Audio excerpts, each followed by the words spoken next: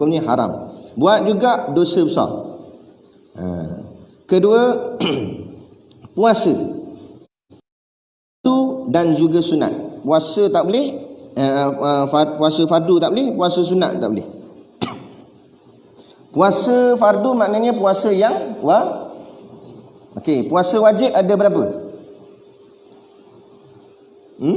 Berapa bang? Puasa wajib ada berapa? Banyaknya. Dia pening macam banyaknya. Banyaknya sikit. Berapa puasa wajib? Satu je. Confirm. Apa dia?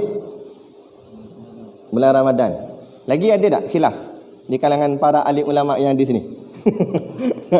Dua puasa wajib.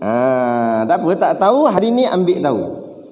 Iaitu satu bulan Ramadan, satu lagi namanya puasa nazar. Puasa nazar wajib. Kalau orang tu bernazar lah. Jadi dia termasuk dalam kategori puasa wajib.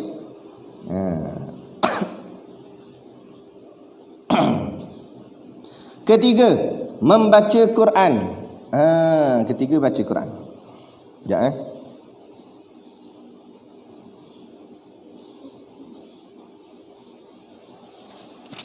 Okey, baik. Membaca Al-Quran.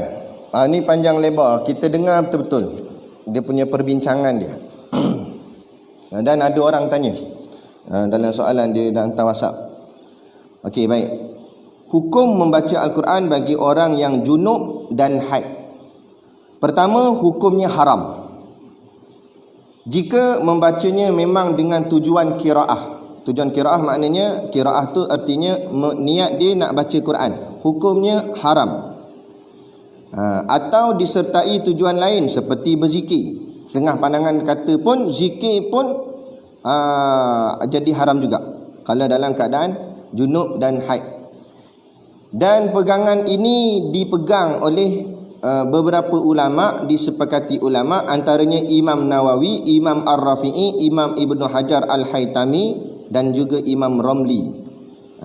Imam-imam yang kita sebutkan tadi semuanya dalam mazhab Syafi'i.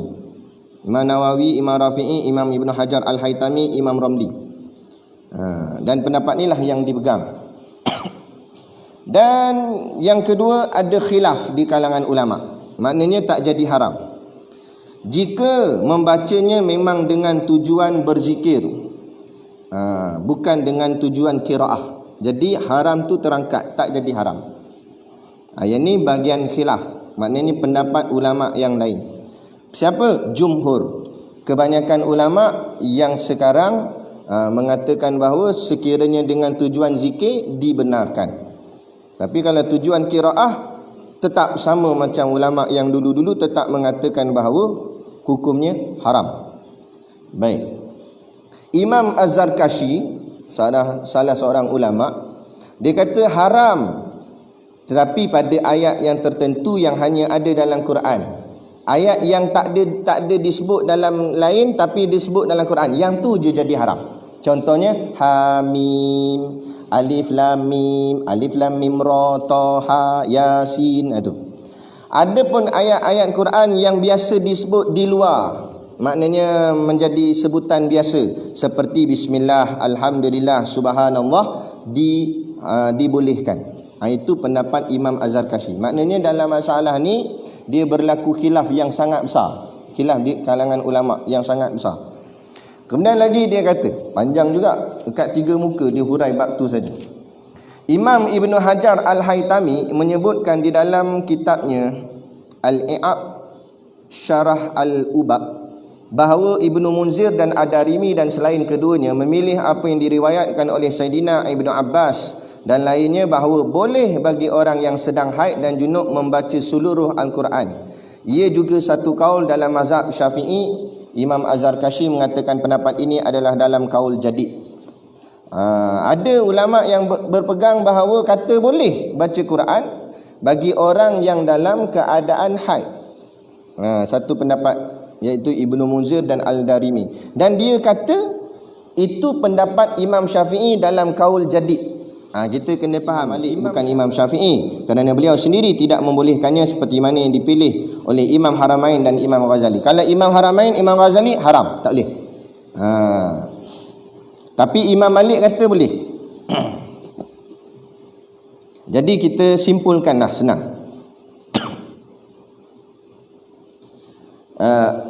Tiga-tiga mazhab sepakat haram. Tiga-tiga mazhab sepakat haram perempuan haid baca Quran. Sentuh empat mazhab kata haram. Okay? Kalau sentuh Quran, perempuan haid, empat mazhab sepakat semua kata haram. Tapi ni persoalan baca. Bila baca, tiga mazhab kata haram, iaitu mazhab Syafi'i, mazhab Hambali dan mazhab Hanafi. Satu je mazhab yang boleh, iaitu mazhab Maliki. Mazhab Maliki saja dia benarkan. Seperti mana yang disebut oleh Buya Yahya. Dia kata kuat juga hujah Imam Malik. Bila ditanya orang, kenapa Imam Malik membenarkan sedangkan tiga imam lagi tak membenarkan? Kata Imam Malik, kalau junub, dia kata orang tu boleh mandi. Maknanya dia mandi hadas, lepas tu dia bolehlah baca Quran sebab dia junub. Apa makna junub? Dua perkara, keluar air mani atau berjima'. Kan? Dia mandi hadas, dah boleh dah baca Quran. Ada pun orang haid, kalau dia mandi pun tak boleh juga sebab dia masih haid. Jadi Imam Malik dia meletakkan satu garis panduan. Tetapi bukan semua orang boleh baca. Tiga syarat, iaitu tiga golongan. Orang yang mengajar Quran sahaja. Yang kedua, orang yang belajar Quran sahaja. Dan yang ketiga, orang yang menjaga hafalan Qurannya. Tiga ni saja bila haid dibenarkan membaca Quran. Ni pendapat Imam Malik. Jelaslah. Jadi kalau kita sini kita sepatutnya mazhab Imam Syafi'i, maka dibenarkan kita taklid kepada mazhab Maliki bila menjadi kepayahan, masyaqqah kepada kita untuk nak mengajar Quran atau belajar Quran atau menjaga hafalan Quran. Jadi boleh kita taklid. Dia taklid mazhab lain ni bila keadaan masyaqqah, bila benda tu terlampau susah, maka dilonggarkan sedikit mengikut pandangan imam yang lain. Tapi saja-saja gitu tukar-tukar mazhab tak boleh. Nak main jap-jap mazhab ni, jap-jap mazhab ni, itu dikira bermain-main dengan mazhab. Tak boleh. Nak hukumnya haram. Dan ini sebab ada masalah. Tu boleh. Tu boleh. Jadi dah terjawablah. Jadi orang perempuan yang dalam keadaan haid, kemudian dia ustazah nak ngajar Quran, ataupun dia pelajar, dia nak hafal Quran, ataupun dia bekas hafizah dan dia nak jaga Quran dia, takut nanti hilang, lupa. Sebab haid kadang-kadang lama, mana tahu sampai 14 hari, takut hilang macam tu saja. Jadi dia nak jaga tu, boleh dia baca mengikut taklid pendapat mazhab Imam Malik. Okey, dia begitu. Selesai berkenaan dengan membaca Quran. Keempat, menyentuh Quran atau menanggungnya. Ini semua sepakat ulama kata memang haram, tak boleh sentuh dan tanggung. Kita dah bicara dah hari itu. Kelima, masuk ke dalam masjid jika ditakuti terkena kotor kepada masjid. Mengikut mazhab kita Imam Syafi'i, orang yang haid dia boleh lalu. Berhenti tak boleh. Dalam bahasa Arab dipanggil al-muqsu. Berhenti tak boleh, haram. Lalu boleh, tapi dengan syarat. Dengan syarat dia yakin darahnya tak menitik ataupun tidak mengotorkan masjid. Tetapi kalau dia ragu, dia tak berapa yakin, takut-takut darah menitik, hukumnya haram. Lalu pun tak boleh. Tapi kalau dia yakin tak menitik, lalu je boleh. Al-muqsu, berhenti tak boleh. Diam tak boleh. Walaupun tak duduk, diri tapi berhenti tengah-tengah, tak boleh. Okey, jelas.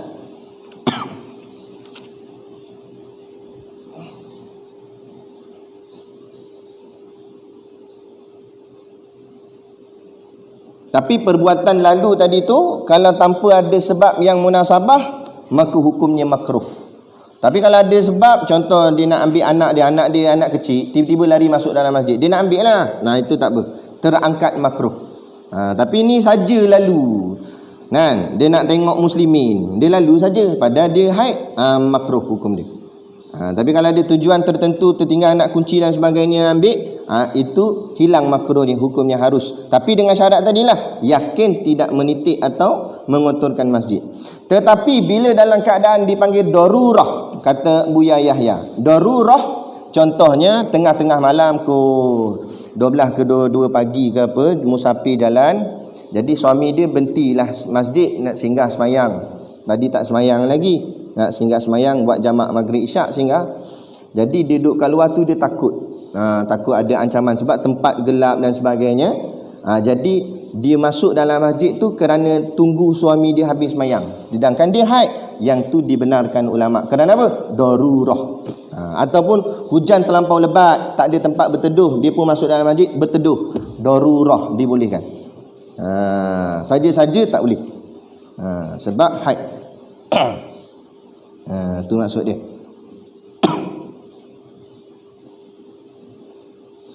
Dan kata ulama, ilat ataupun sebab kenapa perempuan haid tak boleh duduk dalam masjid bukan kerana pasal darah dia tu boleh kotorkan masjid, bukannya itu.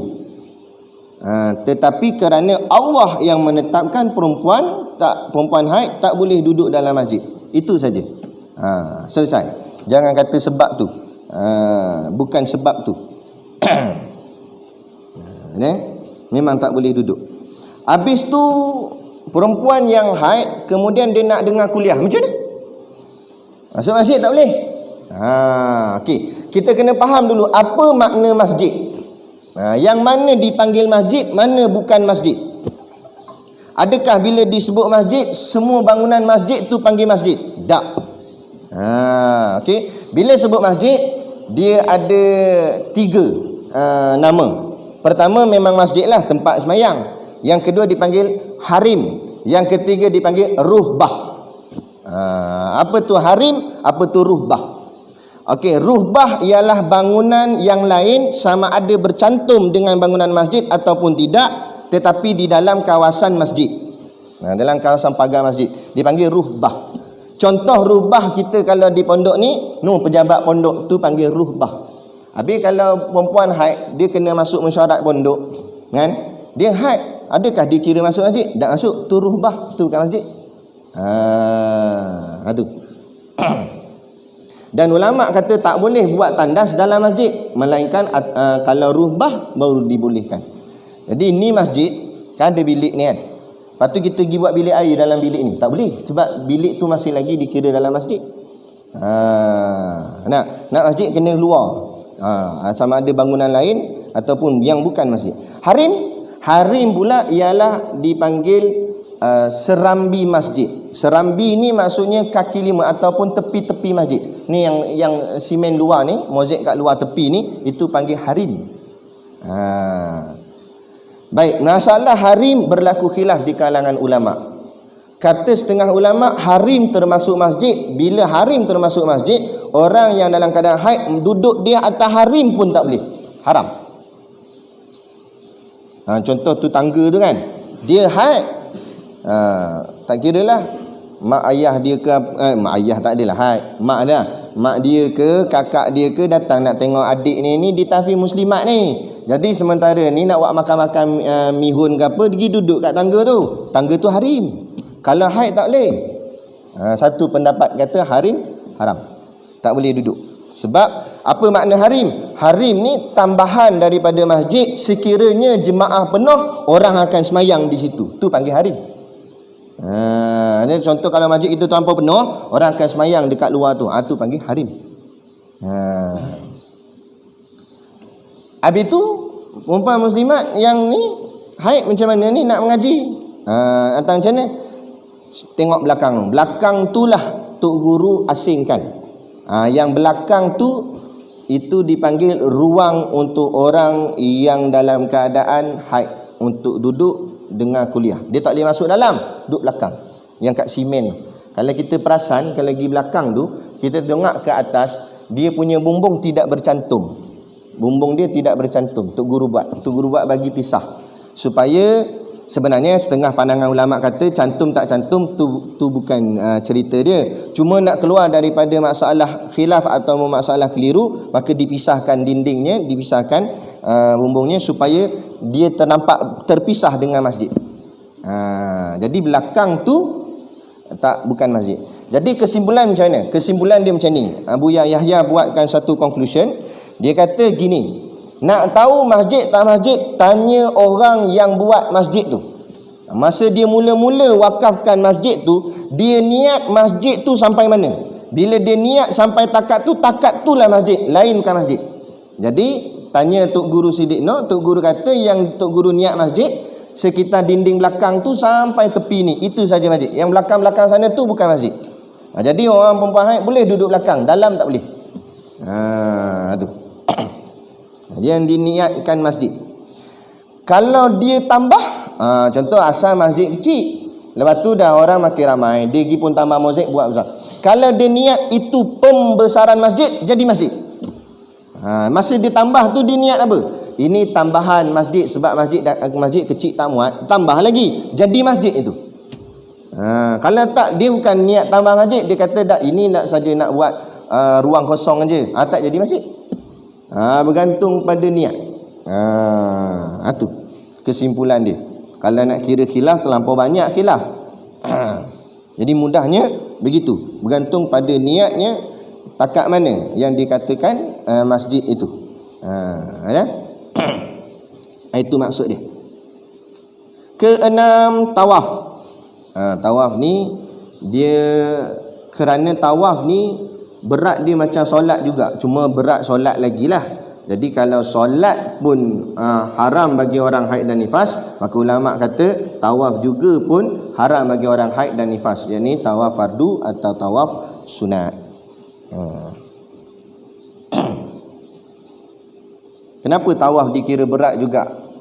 Kerana tawaf makhluk lain pun buat, jin pun buat, malaikat pun buat. Ketujuh, wati atau jima'. Wati itu jima' lah. Wati ataupun jima'. Haram, tak boleh. Dalam keadaan isteri kita haid, haram kita jima' dia, tak boleh. Kalau terjima', di maaf, dia tak tahu. Tapi jangan dah tu alang-alang, dia kata. Tak boleh kira alang-alang, tak alang-alang. Dah tahu dah tu dalam keadaan haid. Ke-8, bersuka-suka dengan barang yang antara pusat dan lutut, dipanggil istimta' dalam bahasa Arab. Panggil istimta'. Istimta' ni bersedap-sedap. Dalam bahasa lain, dalam kitab lain disebut bersedap-sedap. Maknanya mengambil syahwat, nak sonok. Di mana? Antara pusat dan lutut. Persoalan yang timbul, pusat dan lutut siapa? Pusat lutut siapa bang? Pusat lutut laki ke pusat lutut perempuan? Syukur. Pusat lutut siapa? Yang dimaksudkan haram beristimta', bersonok-sonok, bersedak-sedak antara pusat dengan lutut. Pusat lutut tu pusat lutut siapa? Dua-dua ke? Laki saja ke? Perempuan saja? Perempuan. Jadi laki steady. Boleh lah laki. Faham sendirilah kan? Tapi perempuan tak boleh. Faham? Tapi ada juga pandangan yang kecil. Dia kata boleh jika dia yakin dia tak akan jima'. Dia boleh kawal nafsu dia. Tetapi ayat tadilah takut-takut kan, wala taqra, macam Allah sebut kan, walaupun itu ayat zina, tapi maknanya jangan dekat, sebab takut-takut terkena, takut-takut tak boleh kawal nafsu, habis. Dah lah baru kahwin, lagi jangan. Jadi sebaiknya kata Imam Syafi'i, jangan bersedap-sedap antara pusat dengan lutut, takut-takut nanti terjima'. Maka hukumnya haram. Itu. Wajib di atas orang yang haid dan nifas itu qadakkan puasanya. Bila dia tak puasa, wajib dia kena puasa gantilah yang luput ketika haid dan nifas itu. Dan tidak wajib qada sembahyang. Adapun sembahyang tak wajib qada. Yang wajib qada ni sembahyang yang kita cerita hari tu. Kalau kalau haidnya berhenti waktu asar, waktu nak masuk maghrib, dia kena sembahyang asar dan qada zuhur. Kalau dia berhentinya nak masuk waktu subuh, dia kena sembahyang isyak dan qada maghrib. Itu saja.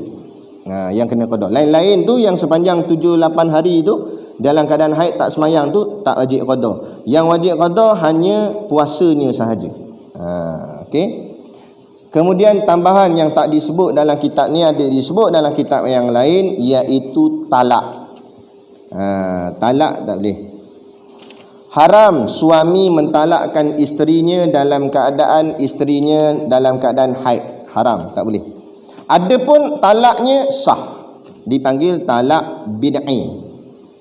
Talaknya sah, jatuh talak, tapi perbuatannya haram, berdosa. Siapa berdosa? Laki dia, sebab pergi talak bininya dalam keadaan masa tu haid.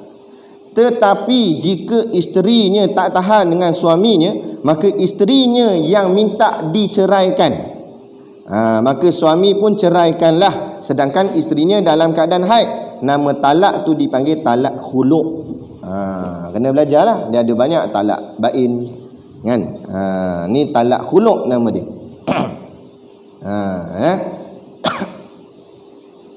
Dan perempuan yang dicerai dalam keadaan masa tu haid, maka iddahnya bukan dikira haid tu, iddahnya kena tunggu dia suci. Baru tu lepas suci datang balik haid. Haid tu baru kira yang pertama. Sebab kalau ikut syarat 3 kali haid kan. Tapi bagi orang yang dicerai semasa dalam keadaan haid, dia tak jadi 3 kali, jadi 4 kali haid. Jadi lagi lama. Sebab tu kalau nak cerai, tunggu subuh. Tunggu bukan haid. Apa hikmah daripada Islam meletakkan seperti itu? Masa haid memang tak boleh jima'. Masa tu marahlah sebab jima' tak boleh, marahlah suami. Tu yang gaduh saja kan. Bila dah ambil haid, bini pujuk-pujuk sikit, nah, jadi gaduh lagi tak? Tak. Jadi tak jadi cerai. Sebab cerai ni perasaan kita tengah emosi, tengah terlampau kuat kan, terlampau marah sangat, nak tak ada fikir lain, aku tak kira, aku nak cerai. Tapi bila dah tenang esok, dah fikir balik isteri, ingat balik isteri masa mula-mula kahwin itu, ingat anak pula, tak jadi cerai. Betul tak? Tu. Tapi kalau tengok balik gambar isteri masa mula-mula kahwin dengan sekarang, macam orang lain tak sama tu. Ada. Tak apalah nak. Tapi ingatlah kenangan tu. Jadi tak jadi kan. Jadi sebaik-baiknya jaga, janganlah cerai. Tapi kalau dah tak boleh buat apa gak, macam mana? Itu je lah. Cumanya tambahan sikitlah pengetahuan kita, kata ulama. Kata Imam Ghazali, bahayanya jima' ketika haid iaitu akan melahirkan anak yang berpenyakit. Kata Imam Ghazali, penyakit juzam, yakni kusta. Kan, tak elok. Ada setengah riwayat kata jadi anak je lah, jadi cacat ke apa ke macam tu lah. Tak elok lah, tak elok. Jadi jangan. Dalam hukumnya haram. Baik. Kalau terlanjur, tak sengaja, tak pasal, ingatkan darah-dara, ni pun darah haid. Darah apa kat 4 orang dah anak. Jadi dia tak sengaja. Jadi kalau tak sengaja, sunat dia bersedekah sebanyak 1 dinar. Disunatkan untuk bersedekah sebanyak 1 dinar. Bukan wajib, sunat saja. Sebagai rasa bersalah dia pada Allah, disunatkan dia bersedekah sebanyak 1 dinar. 1 dinar banyak mana? 3.88 gram emas. Kepada siapa-siapalah, bagi kat orang susah lah. Kalau setubuh tu berlaku di awal-awal haid, kalau setubuh tu berlaku di hujung-hujung haid, setengah dinar sunat derma sedekah, iaitu setengah dinar sebanyak 1.94 gram emas. Kan? Jadi itulah sandaran yang kita ambil daripada alim ulama. Tetapi ada satu pula lagi. Kalau dia bimbang akan boleh membawa kepada zina, sebab bini haid Lepas tu dia pergi jalan Pantai Remeh, nampak amoy, dia rasa aku amoy lah, rasa aku nak terkam. Dia rasa nak terkam amoy. Kan? Maka boleh dia jima isterinya walaupun isterinya haid, kerana takut dia buat perbuatan zina. Yang ni satu pendapat ulama. Di mana ulama mengambil kaedah fiqh, idza ta'arada mufsadatani ru'iya a'zamuhuma dararan bi irtikabi akhaffihima. Artinya bila bertembung dua mafsadah, dua benda yang tak elok lah. Bila bertembung dua yang tak elok, boleh untuk mengelakkan tak elok yang lebih besar, kita boleh mengambil tak elok yang ringan. Jima isteri dalam keadaan haid tak elok juga, haram. Zina haram juga, tapi antara dua ni haram zina tu lebih dahsyat lagi, lebih teruk lagi. Kan? Maka mengambil haram yang ringan, kerana dalam keadaan terdesak sangat darurat. Tapi bagi orang yang memang tak boleh kawal lah, yang boleh kawal jangan buat perangai. Boleh kawal je lah. Gilah kedai kopi ke sembangan member. Hidup rumah tu memanglah kan. Jauh-jauhkan ke apa. Tak, yang ni memang dia tak boleh. Dia kuat sangat dia. Power Rangers. Itu barulah ulama kata ni. Ulama dia kaji semua. Sebab orang ni lain-lain nafsu dia. Betul. Ada yang terlampau tinggi sangat, ada yang biasa-biasa. Ada siapa dah kata, ustaz mana dia kata kalau kita duduk, lepas tu kaki kita duduk goyang, kan lutut kita kan. Itu orang kata kuat nafsu tu. Tak tahulah betul ke tak lah. Tak tahulah kan, mana mandai ke apa tak tahu, tapi tak jumpa dalam kitab kata gitu. Jadi cukup sekadar tu dulu pada tengah hari ni. Nanti kita sambung kuliah yang seterusnya, aurat lelaki dan perempuan, bicara tentang aurat pula. Jadi cukup sekadar tu dulu. Wabillahi taufiq wal hidayah. Assalamualaikum warahmatullahi wabarakatuh. A'udzubillahi minasyaitonirrajim. Bismillahirrahmanirrahim. Alhamdulillahirabbil alamin. Wassalatu wassalamu ala asyrafil anbiya'i wal mursalin sayyidina Muhammad wa ala alihi washabihi ajmain. Allahumma taqabbal minna salatana wa du'aana innaka antas samiul alim wa tub alaina innaka antat tawwabur rahim. Allahumma ja'al dinana dinan nabi Muhammadin sallallahu alaihi wasallam wa islamana islamal muslimin wa imanana imanal mu'minin wa salatana salatal khashiin wa a'malana a'mal salihin wa niyyatana niyyatal mukhlisin wa dhunubana ya Allah dhunubal mustaghfirin wa hayatana hayatal ulama wa mautana bi mautis syuhada wa dikinal jannata ma'al anbiya'i alaihimus salatu wassalam. Rabbana atina fid dunya hasanah wa fil akhirati hasanah wa qina adzabannar wa qina adzabannar wa qina adzabannar. Wa sallallahu ala khairi khalqihi sayyidina Muhammad wa ala alihi washabihi wasallam. Subhana rabbika rabbil izzati amma yasifun, salamun alal mursalin walhamdulillah Rabbil alamin. Amin ya rabbal alamin. Taqabbalallahu minna wa minkum. Takbir.